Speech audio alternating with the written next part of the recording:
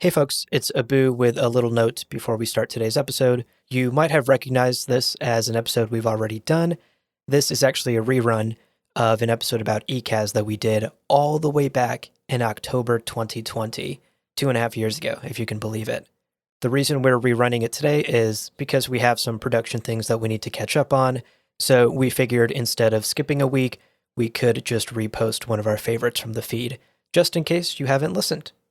Leo and I are hard at work on new episodes, both book club episodes for the Patreon feed, and of course, new lore episodes here for the public feed as well. So stay tuned, and thank you so much for your patience, and thank you so much for listening. All right, hope you all enjoy this one. Today on the show, we're sculpting with our minds, we've taken a dose of truth serum, and we're finally tasting the juice of Sappho. That's right, it's our vacation to Ecaz.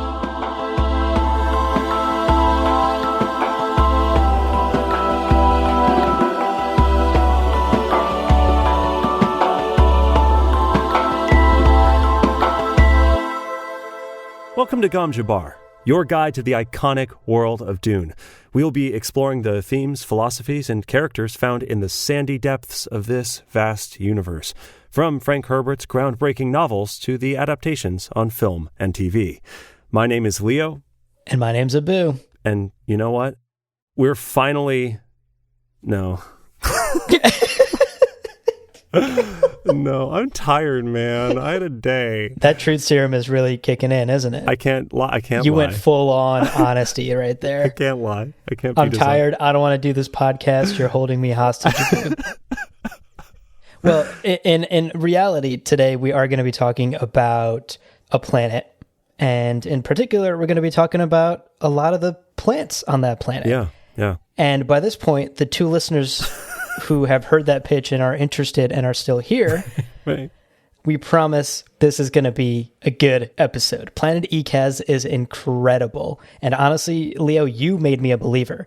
I was also skeptical when you told me about this idea for today's episode. My instant reaction was, why are we talking about just a single planet? And is there even enough to talk about in a full episode? Right, yeah. And turns out there is.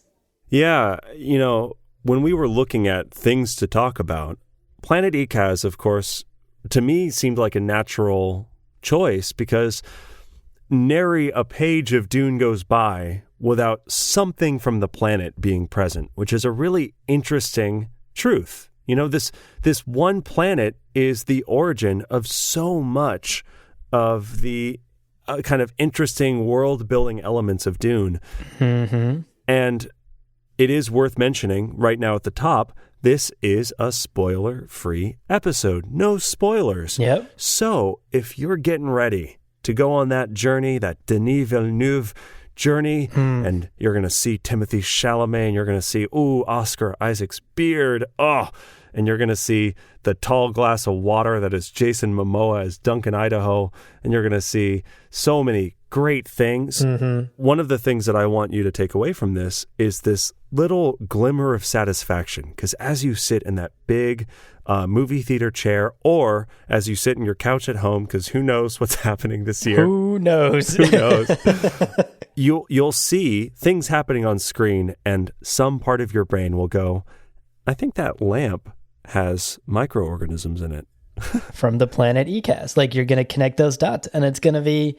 what I will add to that, actually, I feel like a broken record. I say this almost every episode, but once again, in classic Frank Herbert fashion, so much of Dune is connected to Planet Ecaz, and we're going to get into it in today's episode, and we're going to make those connections for you.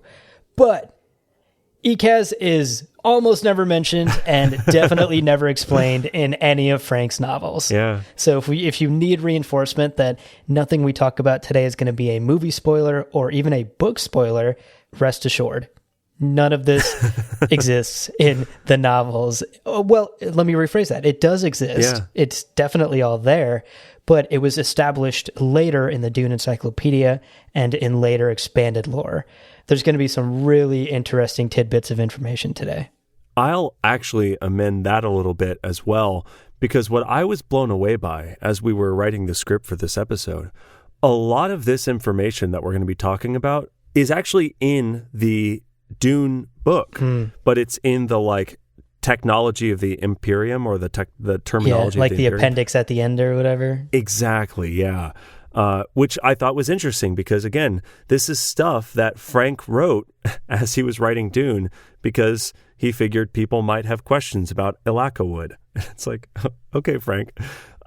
I mean, Yeah. I guess we're doing an episode on it, so you win. Right. You win. You love to see it. World building like that is what makes Dune so great and why we love it. Totally. But let's get into it. We've been hyping up Planet Ecaz this entire time, but I think it's time to dive into it, and we should start, as we always do, Leo, at the very beginning. Absolutely. Yeah. So Ecaz, to talk about Ecaz's history, and again, the timeline of Dune episodes that we released are spoiler-free as well, so if you want to get an idea of when Dune happens and the years that I'm about to be saying, will make more sense if you've listened to those episodes. But Ecaz was discovered in 8112 BG, which is to say before Guild, and immediately becomes the fief of House Plana, or Plana, House Plana, which is great. And, immediately it gets a reputation. And I see this in the script, and I could say it. I mean, I could say what it says in the script. Yeah. But Abu, I want to hear you say it.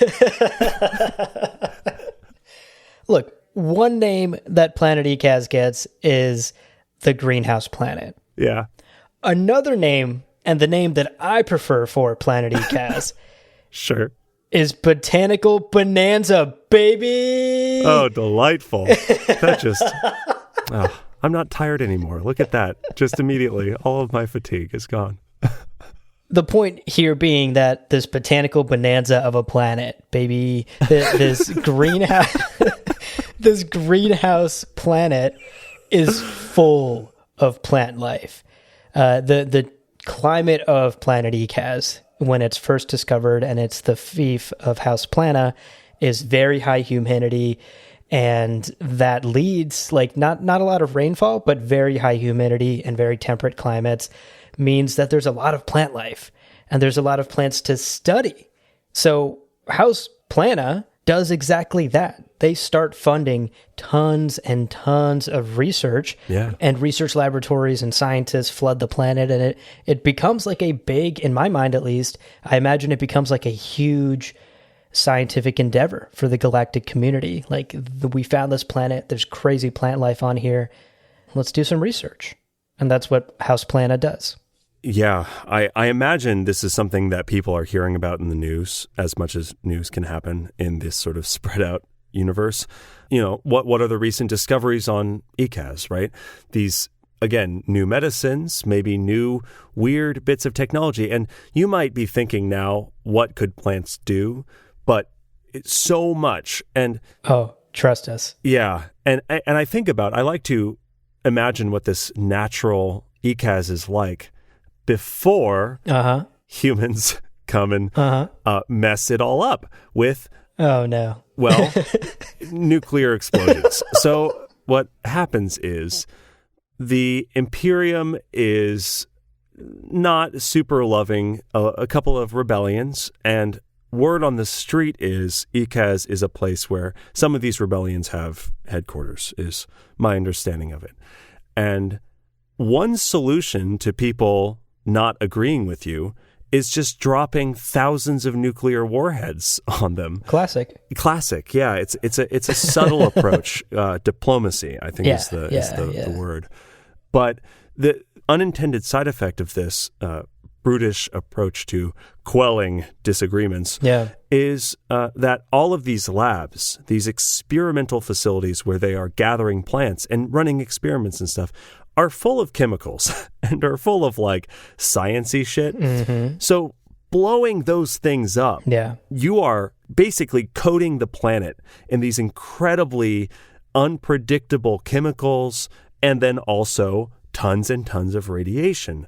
And this is known as the slagging of Ecaz. And this is the moment that what was already like 8 out of 10 a crazy planet gets, the knob is now glowing and it's like 14 out of 10 and everyone's scared and screaming and crying. Yeah.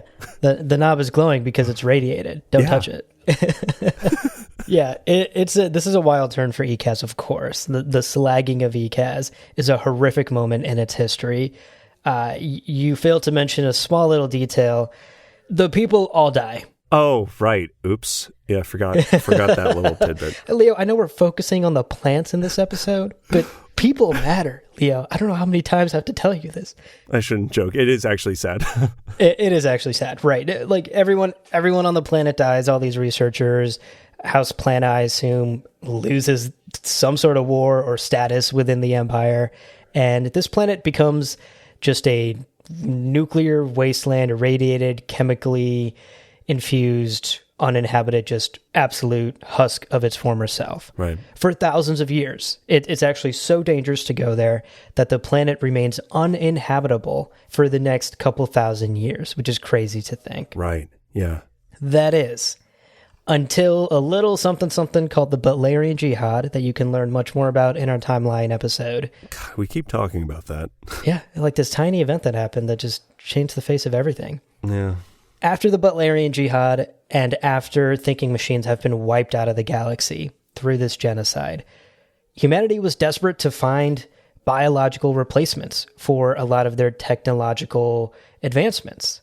And we talked about this in our Tech of Dune episode, about how much of Dune has a biological base because there is this fear about technology from the Butlerian Jihad. So what humanity does here at this point is, okay, we need to start exploring planets. We need to branch out. We need to figure out if we can find substitutes for the things that the thinking machines did for us, because we trust biology more than we trust technology. Right. So they remembered, right, in the history textbooks of thousands of years ago, people maybe remembered this little gem of a planet called Ecaz that was all the rage back in the day for some wacky and crazy plants, crazy, insane greenhouse. What was the word? Botanical bonanza. Botanical bonanza, baby. That'll never get old for me. So they remembered this crazy botanical bonanza, baby. Planet. And they go, well, let's maybe go see what's happened. And man, so here's the petri dish of Ecaz. Thousands of years, this is the ingredients, thousands of years, already crazy plant life, deadly chemicals and radiation, and then you give it time to sort out the craziest stuff. And natural selection happens over thousands of years, and all of the animals have died out, basically, right? Mm-hmm. Almost all of the animals have died out. There are some insects, but mostly the planet is alive with these plants. And I cannot stress how batshit crazy some of these plants are. To be clear, we are going to be talking about the useful ones, but from a couple of sentences here and there in the encyclopedia and in Dune and in some of the follow-up books, you get the impression that going to Ecaz in this era is like, a Salvador Dali painting of plant life where you might just be eaten by the coconut tree. And oops, you're bad for being close to it because it has tentacles. Like it's a crazy, crazy planet. Yeah. In my mind, it was an Alice in Wonderland planet. Yeah. Yeah. If you fell down that rabbit hole into Ecaz, watch out. There's going to be talking cat plants and there's going to be, tea parties. Like to me, it was a wacky world of just incredibly dangerous and also incredibly useful, which we'll talk about in a bit, plant life, covering every inch of it. And it must have been incredibly awe-inspiring for the explorers who do rediscover Ecaz after all of these thousands of years of chemicals and radiation and natural selection. And it's actually so unbelievably weird that when these explorers took some samples from Ecaz and tried to show their fellow scientists, like, hey, look what we found, they got laughed at. They were like, nah, like, that's not a thing. What kind of practical joke are you playing on us? This is explorers showing other, like, seasoned explorers and other seasoned explorers going, that's not a possible place. And of course they have to say, well, it's right over there, the glowing orb that we've been ignoring for 8,000 years. That's the one where we got all this stuff. So they rediscover, they send explorers there. And when they start seeing that these plants may have some really incredible uses, they think, cool, let's experiment with them again. Let's find a solution. Let's see what they can be made to do, and let's see what can be made out of them. But there's this problem because the planet is still very irradiated, and the planet is still covered in crazy chemicals that the plants may have adopted, and you have new bacterias and new diseases and viruses that are all over the place. So explorers would go to the planet for 1 week periods to harvest just anything that doesn't bite or kill them. They drag the weird assortment of things onto their ship, and they fly as fast as they can away from this terrible, magical, wonderful planet. And then they have to quarantine themselves for a month, which, man. You didn't have to say anything else. Just you just had to trail that sentence off. We all know. Right. This therapy session has been nice. We'll get back to Thanks for listening, everyone. Yeah. But you're totally right, though. The planet is still extremely hostile and still uninhabitable, even now. And regardless of how useful the plant life may be, and regardless of how interested these scientists and explorers might be in getting back to Ecaz, they cannot resettle it. All resettlement attempts have failed. Right. And at this point, House Zeton is the owner of the planet. And it's their job to basically just keep this rotation of scientists and explorers and artists going to and from the planet in the most safe way possible. Hazmat suits, take some guards with you, take some weapons, take multiple tools of every type, because the tools would just break and degrade so fast. Like, oh, my shovel's melting. Cool. Exactly. You're just digging in the dirt, and suddenly your shovel's melting and the handle's on fire. So you better have a backup shovel, and then a backup shovel. So and my boots are sentient. Fuck.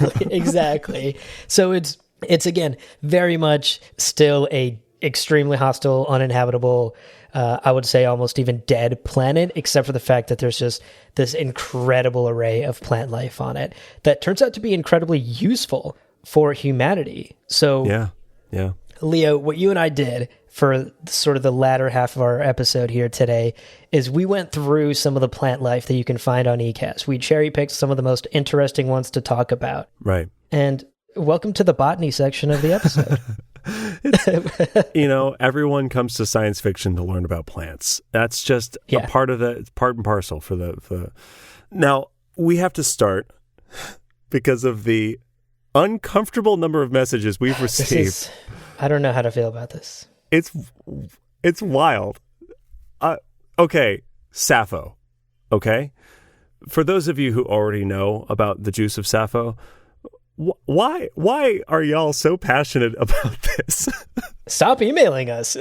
I mean, no, keep emailing us. No, please keep emailing us. He's kidding, but we love hearing from you. I'm just lashing out because, Leo, I was telling this to you earlier, right? I was like, how are there so many Sappho stans in the Dune community? Who are you people?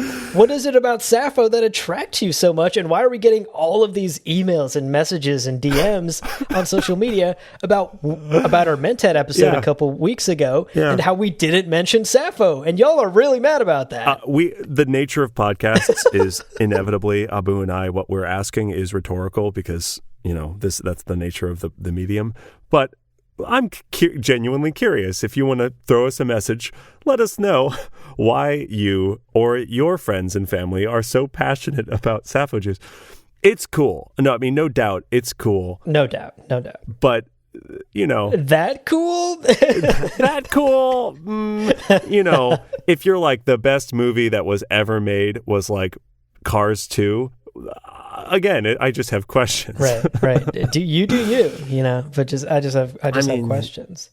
yeah, I'm not going to rain on your Sappho parade, but Right, all right. right. Well, let's get the non-Sappho stands caught up and maybe make some new Sappho stands here today on this episode. Prepare yourselves. Let's try to explain Sappho juice to our listeners and to the people who are going to be going into the upcoming film or maybe check out the David Lynch film from 1984. Right. And this is something that may actually make an appearance in the upcoming film and definitely did make an appearance in David Lynch's 1984 Doomed film. So Sappho is a juice that is harvested from the roots surrounding some of the craters that were bombed by nuclear bombs on the planet of Ecaz. So if you picture this sort of nuclear bombed surface, there are these barrier roots that grow around these craters. And if you harvest the roots and you juice them, you can get this juice of Sappho. Now, what you may see in the Dune movie is we talk about how this is a post-technology universe where people are not really relying on technology. And one of the things that people have done, and this is sort of my spoiler-free explanation of Mentats, is people have trained themselves from a young age often to think like a machine, to actually like incredible success, like to the point of being able to calculate future possibilities with certainty. So Mentats are a big thing in Dune, and in the David Lynch film, which I don't necessarily recommend watching if you're getting ready for this new Denis Villeneuve movie, but if you have seen it, you know what I'm talking about, and eventually it can be fun to watch with friends. You'll see that Mentats often have this sort of ruby red stains on their lips and mouth. Yeah, like a really bad case of chapped lips. Just super, or they're like, they love those like strawberry chapsticks. Oh, yeah. They just are mashing it onto their face. It's it's delicious.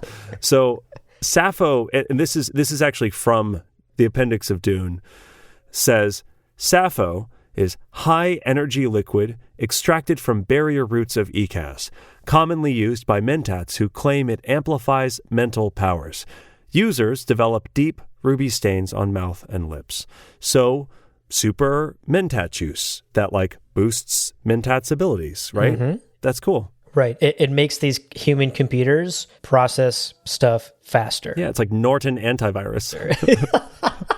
It's the opposite of Norton antivirus. It's the opposite. You know how Norton makes your computer run slower? Sappho is the opposite. Anti-Norton.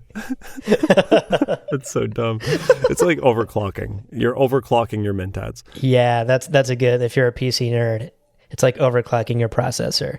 And I do want to point out, though, Leo, this is an exact quote from the Dune novel.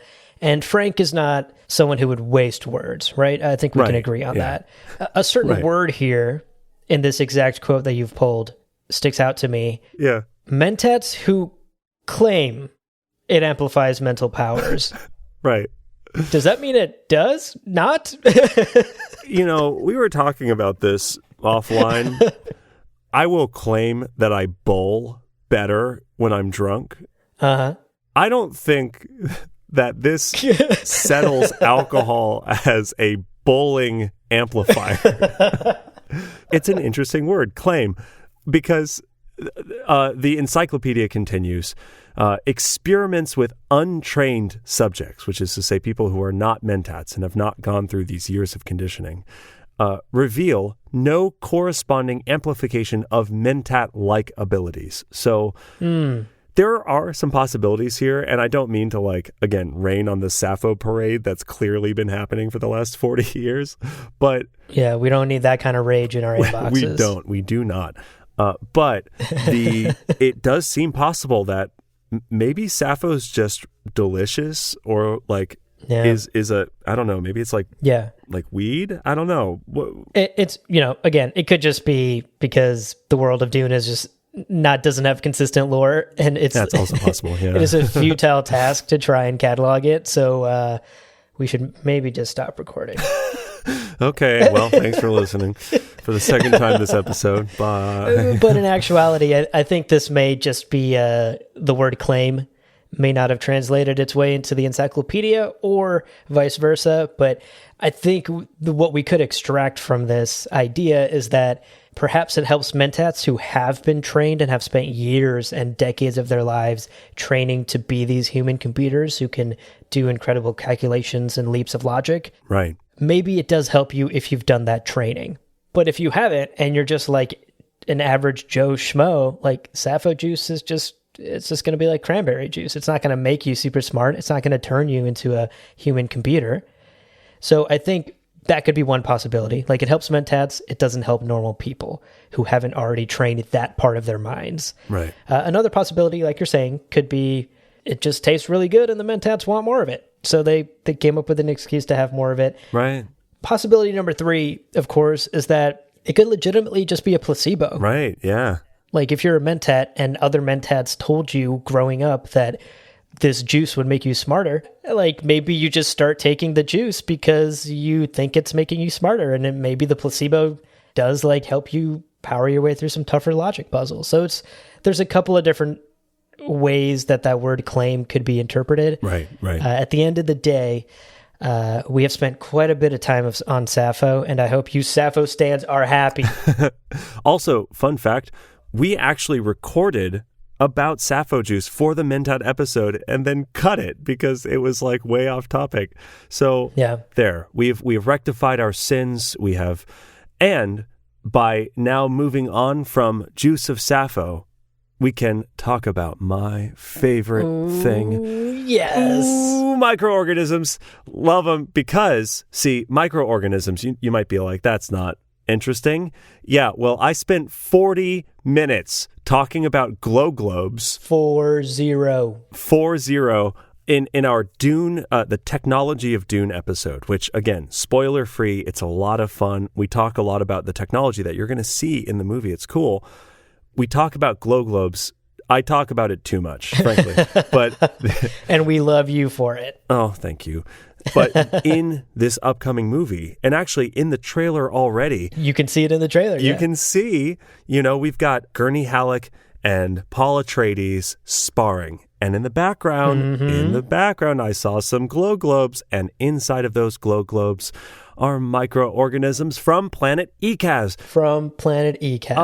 To our point, if you have seen the Dune trailer for Denis Villeneuve's movie, you have already seen Ecazian life. Exactly. It's exciting. It's fun. Ecaz has already played a part in the Dune trailer. Yeah. Because of these microorganisms that are the light source within the glow globes. Again, a lot of technology in Dune is biological in nature. Yeah. And Ecaz is clearly the source for quite a bit of that biology. Yeah. And one of the things it does is it provides light. These microorganisms glow, so they are incorporated into these glow globes, which are little floating China ball looking things. IKEA lamps, yeah. Yeah. And that is what provides light for in all of the books, basically. Yeah. Like, glow globes are everywhere. They're like in the David Lynch movie, they're in like every goddamn scene. In the book, they're mentioned all the time. Like, glow globes are everywhere. Let's show some respect to these microorganisms, baby. They're from Ecaz. They're from Ecaz. They came a long way. And, they're tired, but they're doing a good job, and we love them. So moving on from microorganisms, another interesting plant from the planet Ecaz is something called verite, I believe is the pronunciation. And as the name might suggest, and as we actually sort of joked about at the start of this episode, verite is used to produce a truth serum. Yeah. And this is sort of like a very classic sci-fi and fantasy trope, I would say. Like, right. There's a truth serum in Harry Potter. There's a truth serum in like every sci-fi book you ever read. And, again, of course, our planet Ecaz, our homeboy planet Ecaz, is where this comes from. Like, the truth serum is made from one of this verite plant from Ecaz. And an interesting anecdote about this serum is it's actually not used that much. It's mostly just used for interrogations at this point, because as the encyclopedia points out, right. Truth serum, when it was first discovered on planet Ecaz, was like a hot thing with the nobility, like all the kids were like, I got some truth serum, you want to take some? And they thought it would be fun and funny if people were unable to lie. Right, truth or dare. Ultimate truth or dare. Yeah. Ultimate truth or dare. Yeah. And I imagine the kids, like back in my day, it was Beyblades was the cool thing that we got in trouble for. Yeah. Here in the Dune universe, the teenagers got in trouble for truth serum. Yeah. and ultimately realized, like, oh shit, people being blatantly truthfully honest to my face all the time is not fun. So they stopped doing that. Yeah, that's a damaging middle school experience, is blatant honesty. That is a quick way of losing friends. Exactly. So truth serum actually doesn't play it is mentioned in the books, I do recall, actually. Yeah. But it doesn't play a major role in the larger universe, and we probably won't see it in the movie. Probably not. Unless we see an interrogation scene, because that is primarily what it's used for at this point, espionage and interrogations. I do like that the definition, which is from the appendix of Dune, says, quote, one of the Ecaz will-destroying narcotics. It renders a person incapable of falsehood. But talk about having a number of will-destroying narcotics. Will-destroying. They destroy your will. And there's multiple of them. What a planet. What a planet. That's why we're doing this episode. What a planet. We told you this would be interesting. Next up, we're going to be talking about Ilaca wood. Now, Ilaca wood is described as a blood-grained wood. What does that mean? I don't know. But it can be burned to produce two different narcotics, which are actually very different narcotics. First and foremost is the Ilaca drug, which kind of makes sense. You burn the Ilaca wood. Ilaca drug, got it. Yeah, I'm it makes following. sense. 1-to-1. It's reasonable so far. And then secondarily, you have Semuta, is I think how you say it. Would you say Semuta? I'd say so, yeah. That's how I've been saying it forever. So we have Ilaca drug and we have Semuta. Now, I will point out that we see in the trailer, we see Goopy Baron Harkonnen, who's a character in the movie. Apparently, he has a desk made of Ilaca wood, which is, to my knowledge, the only prominent instance of it being explicitly used for furniture. That's also like a crazy flex, right? Yeah. I don't know. I try to imagine some drug being in solid form and then building furniture out of it. Like, what a flex. I mean, that's like a real drug kingpin flex. Oh, yeah. I solidified my cocaine and it's the chair I sit in now. Like, what the fuck? Wow, that is bold. Okay, I guess. It's a weird. It just looks like you sat in baby powder. Anyway. No, it's cocaine, goddammit.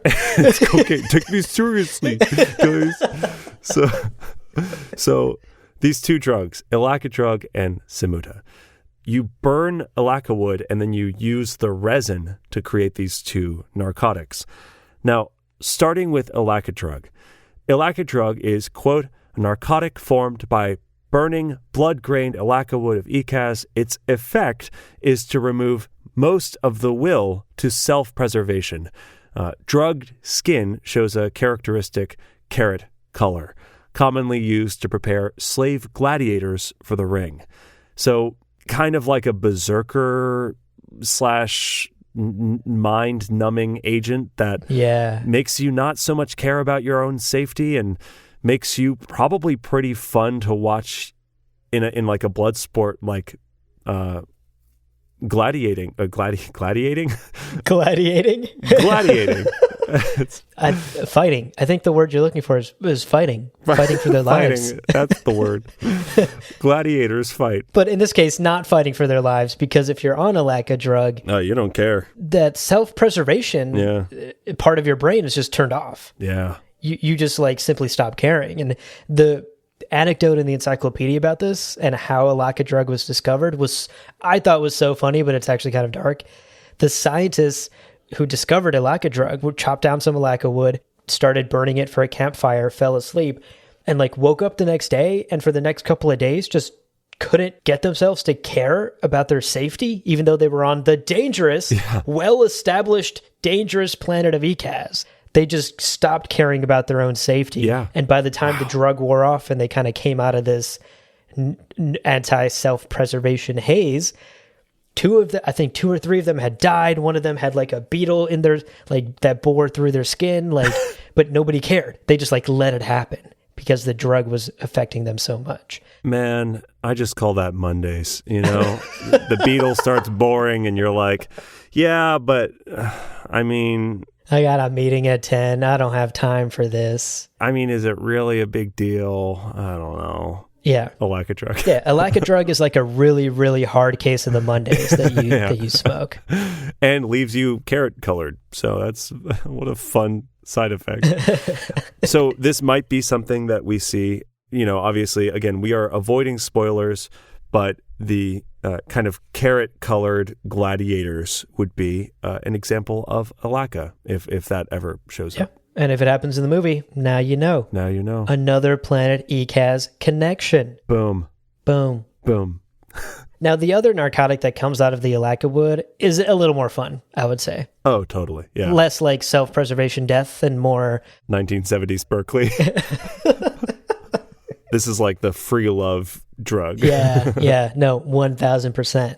And Samuta is actually mentioned a lot in the books. It plays a pretty significant role in the novels. Yeah. A lot of characters take this. And the Baron Harkonnen we mentioned earlier actually uses this as a bargaining chip against people who are addicted to Samuta. So it plays a pretty significant role, and I would put money down that we are going to definitely see Samuta in the movie. You think so? If someone looks high and if someone is listening to music, I bet so. Oh, they're probably on Samuta. that would be okay. So yeah, keep your eyes out, because there are a few scenes in the book, and none of these are like super pivotal moments. No. But there are scenes in the book where it'll be like people hanging out, listening to music on this drug.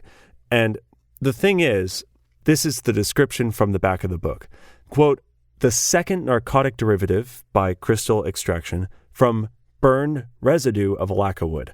The effect, described as timeless sustained ecstasy, is elicited by certain atonal vibrations referred to as Samuta music." What a trip. Hey, baby, you got some of them atonal vibrations? Or... I've gone to karaoke and I've heard some atonal vibrations, definitely. But have they elicited timeless, sustained ecstasy? They haven't, so I should probably take some Samuta. Yeah, what a way to describe that. Yeah. Timeless, sustained ecstasy. Jeez. Ooh. Sounds great. I mean, sign me up. Is there a dispensary around here, a Samuta dispensary?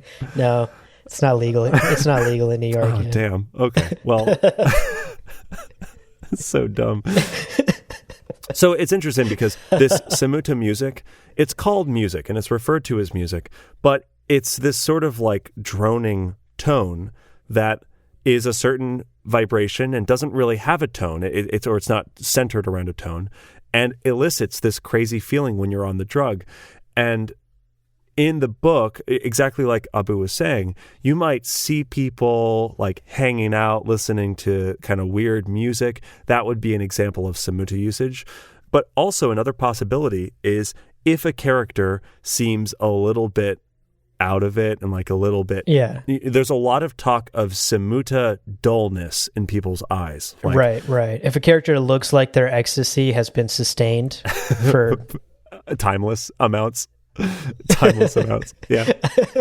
Were those atonal vibrations coming from your room, Jeffrey?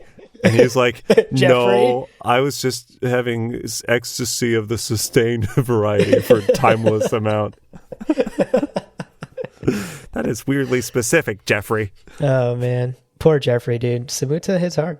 I will say one last thing I'll say about the music that I thought was interesting. The encyclopedia did point out that the Samuta music, I suppose the genre or type and style of music that Samuta listeners like to listen to that sort of enhance this ecstasy, the encyclopedia made sure to point out that it is anywhere from bad to unbearable for a sober person. Again, I can think of a few nights at karaoke where that is the case. Yeah, I really think I've heard some Samuta music in New York karaoke bars. I'm sure you have. I'm sure this would be the place. So moving on from Samuta and Alaka wood. Alaka wood is great. And, you know, we get two great narcotics out of one piece of wood, and it's incredible. Boom. Yeah. But I would actually propose that this next wood that we're going to talk about might take the cake for coolest wood on planet Ecaz. I love fogwood. Fogwood. I love how much hype we're giving wood. What an episode. What an episode this is. Guys, fucking buckle up. We got wood. Get ready, we baby. We got wood, folks. We're talking about plants. Plants. Fogwood is dope. I love this. This is some real so cool alien wood type stuff, and could also make an appearance in the movie, which I think would be a great flair if the set designers were like adding this in the background. Yeah. So fogwood is a plant growth, and it's capable of being shaped in situ solely by the power of human thought. Wow. And of course, you think, okay, so humans can think and use their mind to sculpt this wood. Naturally, artists love this stuff. It's used in sculptures, and Ecazian fogwood sculptures are actually mentioned a few times. They are. So this is something that I think for me personally was a first indication that fogwood was a cool thing to look into, and I'm so glad I did, because again, this wood that as it's growing, you can sit in front of it and shape it with your mind and create a sort of living sculpture of your thoughts and feelings and emotions. It's really cool. Really cool. Have you, Leo, ever seen that like black stuff that reacts to music and vibrations and like... Oh, ferrofluid? I'm not sure what it's called, but that sounds right. Yeah, I think it's ferrofluid. Yeah, it's like iron particles in like a liquid form that react to magnetics. Yeah, and it do like shapes, or it responds to vibrations, and it does these like crazy shapes on its own. Yeah, that's cool. That in my mind, that's kind of how I imagine fogwood. Obviously, a little more natural, and obviously a little more like woody, tree-like, wood-like. Right. But that is essentially what I imagine. Like an artist can go up to this fogwood tree or this fogwood branch, piece of lumber, and start to shape it with their mind. And the encyclopedia actually goes to great lengths to explain the process, because it's not like you can just order some fogwood off Amazon and get it in 2-day prime shipping and then get to work on your sculpture. Artists have to travel to planet Ecaz. Yeah. And if we haven't reinforced this enough, it's dangerous there. Yeah. It's super radiation, guys. Unknown chemicals. Super dangerous. Exactly. So dangerous. You need backup shovels for your backup shovels. And these artists are like, no, fogwood is so worth the risk. They're risking life and limb to travel to Ecaz, find some fogwood in nature, and then just sit there and think really, really hard at it to shape it into something beautiful and majestic and sculpture-like. Man. If this doesn't prove art is pain, Leo, I don't know what does. Fun fact, I got my degree in art, so this hits close to home, man. Art is pain, no doubt. Of course, naturally, you think like, okay, modern art, wood sculptures. Yeah.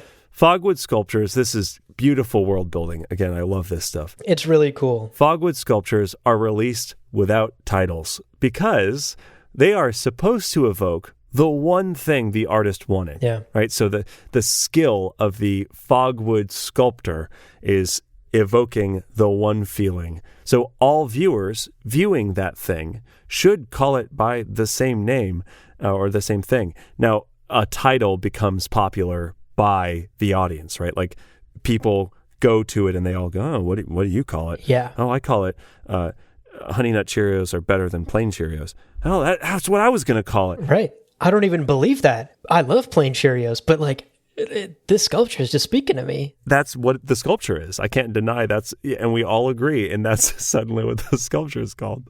Yeah, this is a really cool piece of world building. I was just totally entranced reading this part of the encyclopedia, because at first I was like, okay, cool, it's like a sculpture thing, whatever. And then I kept reading, and the whole point of fogwood is that it sculpts itself with the human mind into a shape that evokes the same emotion or the same idea of the original artist to every single person that sees it from there forward. Right.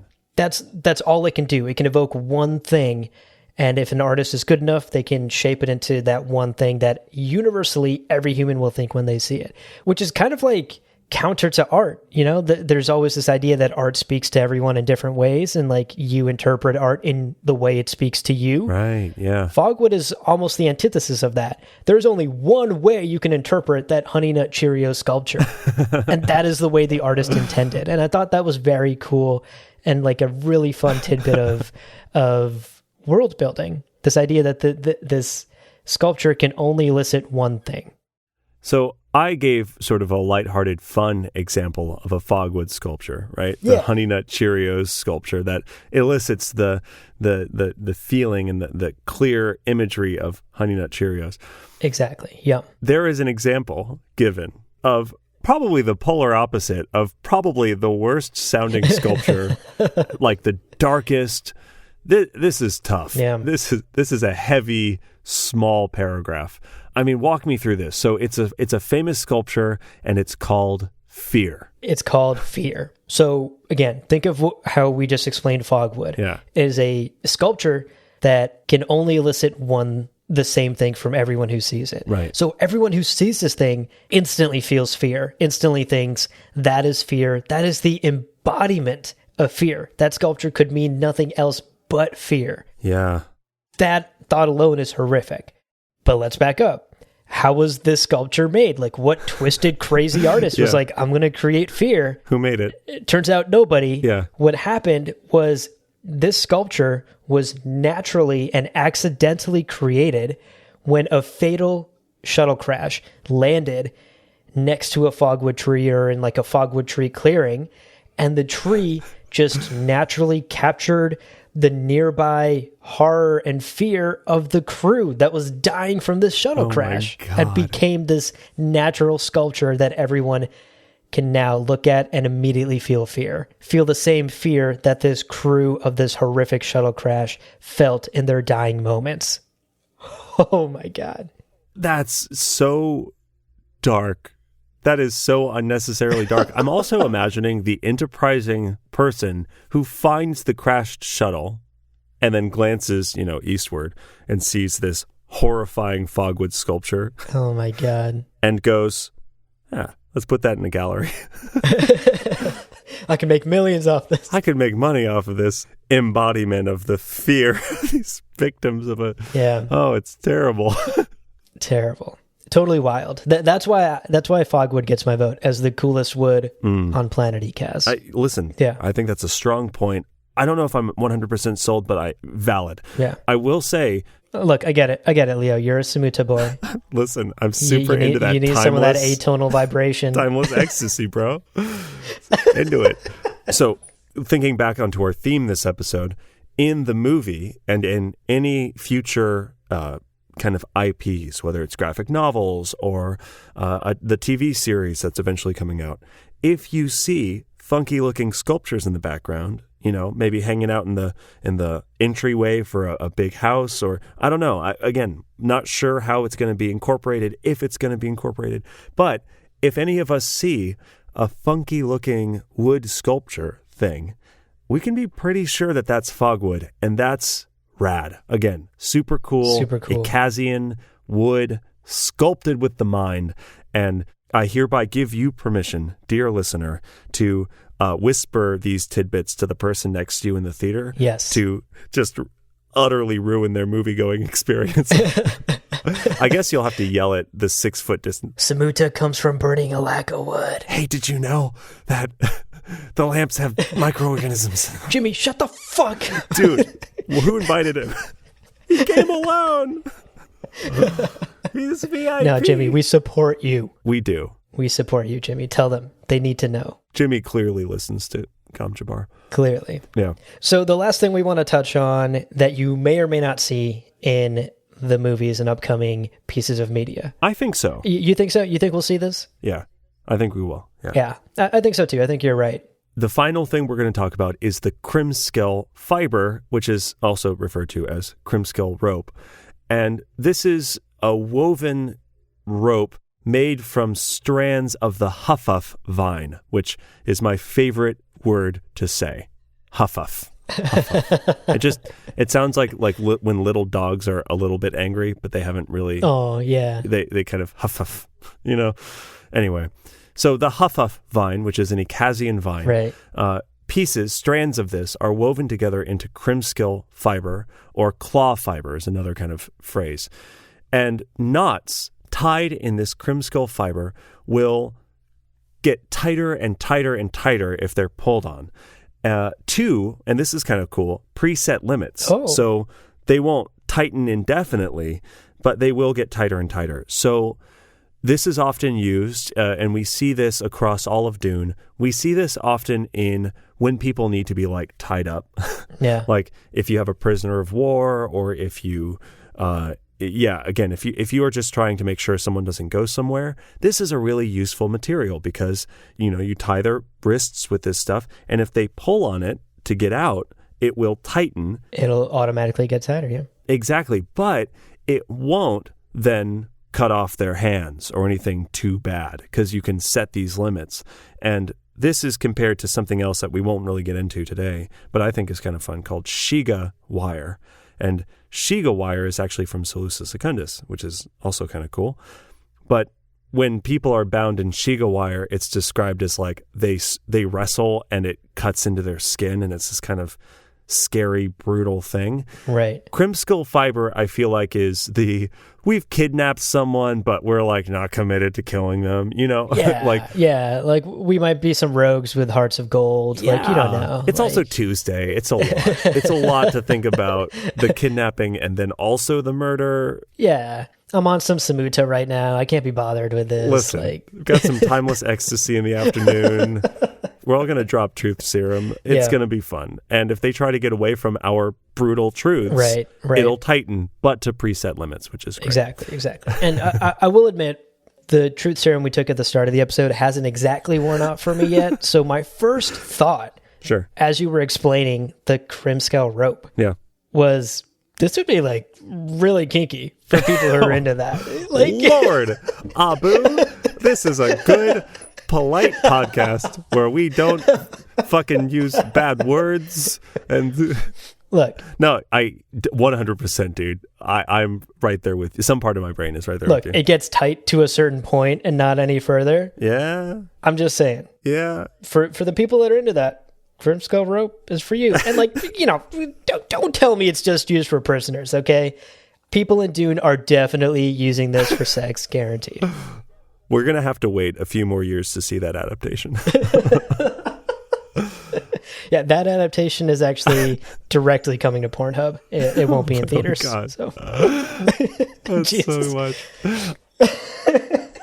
I will say, the reason I think that we're going to see this in the movie, and the reason I think we'll see this across all of the Dune franchises, is because, like, think about that trope of, like, movies of someone's going to get tied up at some point, right? Like the hero's got to get tied up. 1,000%. Or like they're going to tie up the villain and talk to him for too long, whatever. And again, this is not specific to Dune. But if you see any person being tied up, this is going to probably be Crimskill fiber. Yeah. So that's kind of neat. I don't know. Again, this is this Ecazian vine, the Huff vine, that is making an appearance. Right. And Jimmy, as soon as you see that rope, that's your cue, dude. That's your cue. Let everyone know. Hey, guys, have you heard of the Huff vine? You say it. Say it. It's Huff. It's fun. Like, you know when a dog gets kind of mad at you? It's a little dog, not a big, but a little dog. Jimmy. Yeah, Jimmy. We stand, Jimmy. So to wrap up today's episode, Leo, we've talked about Planet Ecaz. We've clearly made all of these connections that we might actually see in the upcoming films, and we have seen in previous adaptations, and they play a huge role in the books themselves. We love Ecaz. We've talked about the plants. I wanted to end on a bit of a lighter note. Yeah. And I actually wanted us to share what we would build with a piece of fogwood. If we braved the dangers of Ecaz, went down to the planet, found ourselves in a fogwood clearing, what would you make out of it? You know, I won't put on any airs. You asked a couple of days ago, and I thought about it, and the more I thought about it, you know, my degree in art gets in the way often of having fun with things like this. So I think I settled on my fogwood sculpture would be called Wood. And when people saw it, everyone would see it and they'd go, wow, that's wood. Yeah, that's definitely wood. Look at that. That is the most, but this is the skill. This is the artistry, right? Wow. It would look like birch or it would look like aspen. Like it would look like a different kind of wood that's much less exotic.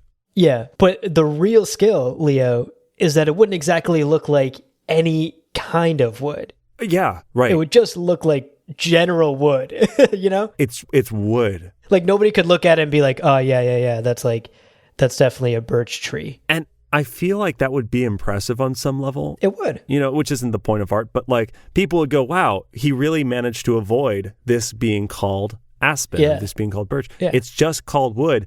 It's kind of oak, but it's not, Jimmy. Like, what is it? Like, Jimmy, please. You know everything. Okay, so that's my kind of dumb, self-referential meta answer. I love it. What about you, Abu? What would you do? So you clearly gave this much more thought than I did. I wrote the question down and then immediately wrote my answer like 30 seconds later and didn't give that much thought to it. But I think the sculpture that I create, obviously it would be unknown, right? I wouldn't give it a name, just put it out in the world. And inevitably, the popular name for it, I think, would be Double Take. Oh, ooh, intrigue. And the reason is because when I was sitting in front of that tree, all I wanted more than anything else in the world is for people to look at my statue more than they looked at other people's. And so now when people look at my statue, my beautiful fogwood statue, they're just going to double take. And that's what it will be known as. It is my clever and cheap ploy to get people to look at it twice rather than once. I love that your goal ends at 2 times. You're not like, I'm going to keep them there all night. No. I want them to look at it twice and then leave. This is not, don't hang out. I mean, the 3rd time, no, that's too much. Too much. Honestly, it just made me laugh. The thought of people walking in a museum and then being like, what? At a piece of sculpture, and then the person behind him walking next to him and be like, wait, what? Just all of these people in the museum doing the same fucking double take at the same piece of art is just such a funny, dumb image in my mind. Yeah. And then they turn. This I'm picturing it. This is like a Scorsese film for me now. They turn and they walk away, and then they look down and they put their hand on their chin and they go, huh. And that's scene, and it goes dark, and directed by Abu Zafar, and it's great. Special thanks to Ecaz and that fogwood. Okay, well, here's a question, Abu. In the moment, off the top of your dome. Oh man, what do you think is like? What's an example of a dangerous plant that is on Ecaz? Like if you had to come up with a plant that you think would be on Ecaz, that's crazy enough to be on Ecaz and is super dangerous, what would you make? Right. Yeah, honestly, Ecaz in my mind, while I was researching this episode, was very much a mix of, like I said, Alice in Wonderland and, is it Felucia, that planet in Star Wars that we see in episode 3 for like half a second? I have no idea. That big plant. Star Wars nerds, hit me up. I think it's Felucia. Okay. But it's a mix of where it's just like a planet with like really big trees and really big mushrooms and whatever. Oh, okay. And it was a mix of that. If I had to come up with like a really dangerous plant off the top of my head, that's tough, Leo. I think I would say, I mean, a talking plant would be horrific for sure. Oh yeah. You know, recites Seinfeld jokes, but like poorly. Jesus. What about like a gun bush? It's just a bush full of guns. And they're like, no, there's no way that's a... And then it just starts shooting, and they're like, get the fuck out.